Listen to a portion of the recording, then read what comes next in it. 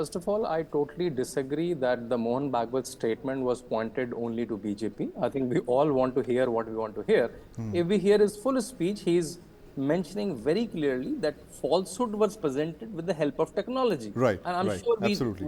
we know what he's hinting about. He's hinting about the Amit Shah's deepfake video posted Yes. by Ravindra Reddy, the sitting chief minister.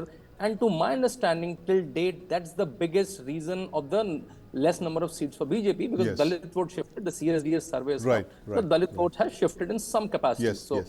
And he's in the same breath, he's also mentioning that the BJP government or the NDA government has done good work. He's Right. specifically mentioned that we did economic progress.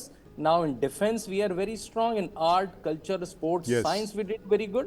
So he mentioned a lot of things. And when he says that your adversary is not your opponent, I think he's telling everyone that electioneering should be in a better mood, right? Right. And we have realized also that Prime Minister Narendra Modi has talked to ex-Prime Minister Manmohan Singh, ex-Prime Yes. Minister Devegoda, ex-President Shri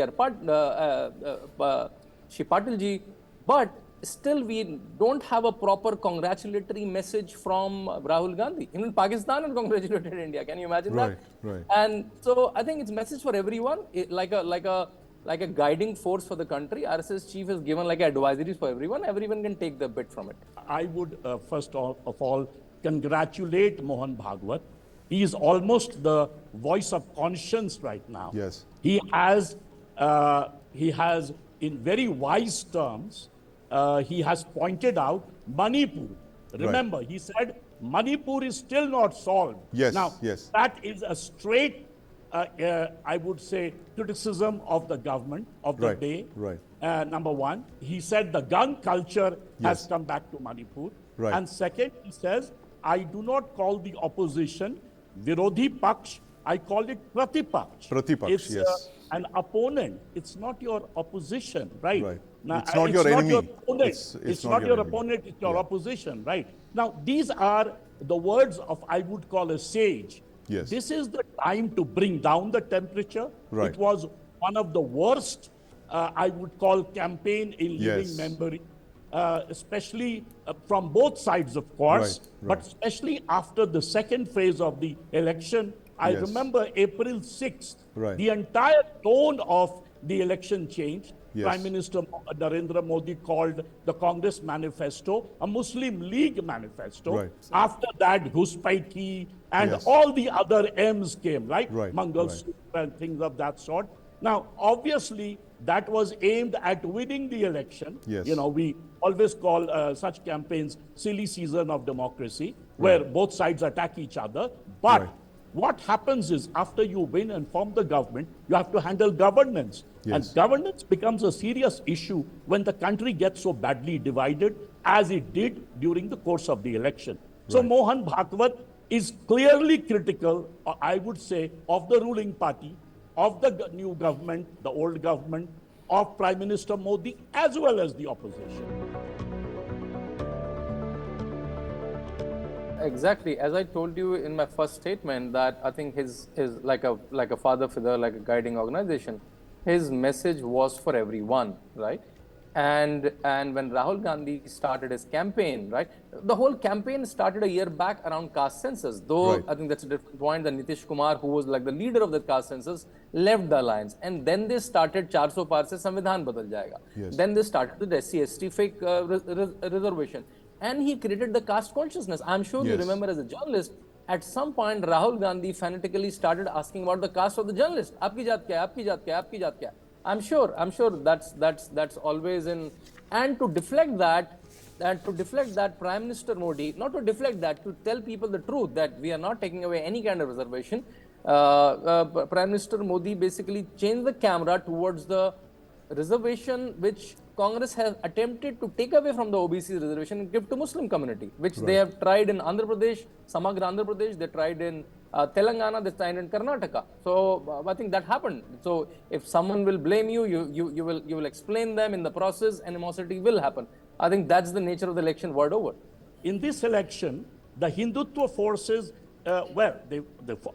BJP formed the government, but you saw the losses of the BJP right in Uttar Pradesh, Yes. which was the land of the Ayodhya movement, right? And obviously, one of the reasons given is the wholesale movement of scheduled castes and most backward castes away from the BJP and the Bahujan Samaj Party towards Akhilesh Yadav. Right. Similar thing happened in Maharashtra, where also the Dalit movement is very strong, right? And then again, we saw a similar movement in Rajasthan, Right. again in the heartland state. In fact, if the BJP had not done so well in states like Odisha or let's say, Andhra, Telangana, those kind of Yes. states, then the BJP's numbers would have been a bigger challenge, right? So as a result, I think Mohan Bhagwat ji is responding to the fact that the caste reservation becoming an issue has kind of weakened the hegemony of Hindutva.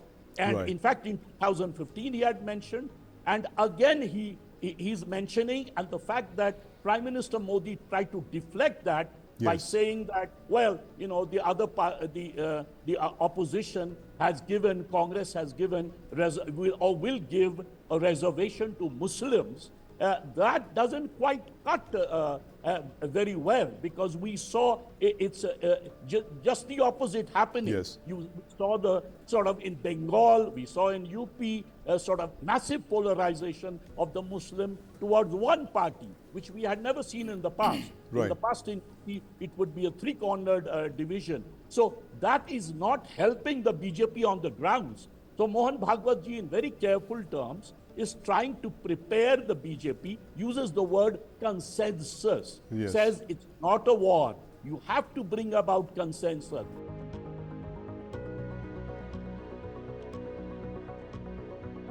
I think we all know that what he's referring to. He's referring to the deepfake video of Amit Shah.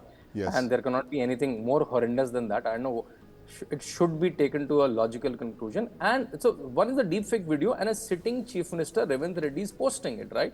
And 400 पार के बाद संविधान change हो जाएगा. I doubt that is because संविधान change तो होता ही है. Article 368 provides you amendments in संविधान.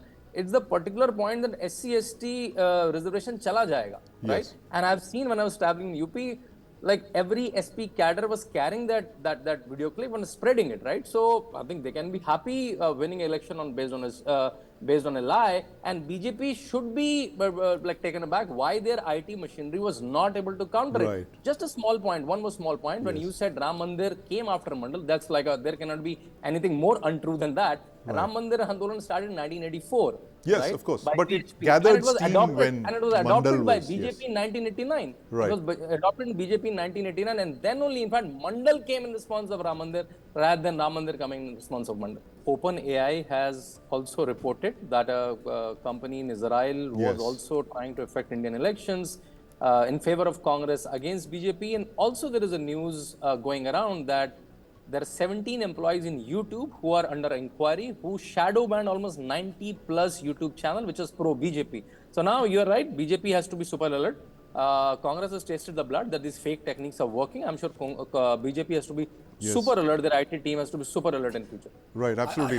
The social media had a massive presence Yes. of Congress party, of the opposition. In fact, Yeah. if someone just observed the social media and not the ground, one would come to the conclusion that the opposition is gaining ground, right? Right, Now, right. obviously, therefore, to counter the fake news from one side, the fake news started from the other side. Yes. Fake news is abominable, reprehensible. It should not come out, right? It should be stopped from both the sides. We journalists, for us, it's, we must condemn it, whether it comes from the NDA side or, the India Alliance Yes, side.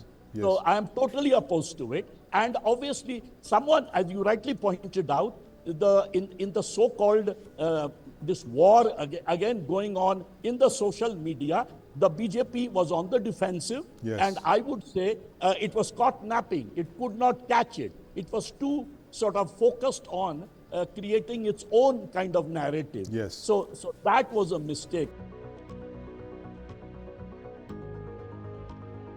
RSS has a huge body of work in many of the regions which are traditionally or historically marginalized. Yes. Northeast being one of them. The frontier regions, yes.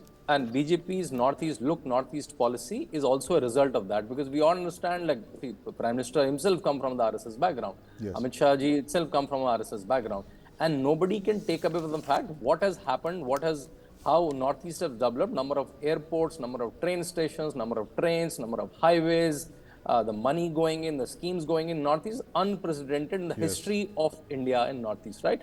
How they handled Manipur can be looked from multiple angles. The ethnic fight between Meithis and Cookies is not a new phenomena. It happened every 10 years in different propensity. And I'm sure last time also, I remember Nityanand, the MOS home, almost parked there for a month and more. It was not able to stop it. Amit Shah went there. I'm sure they will look at it with a bigger rigor now when they're back in the government.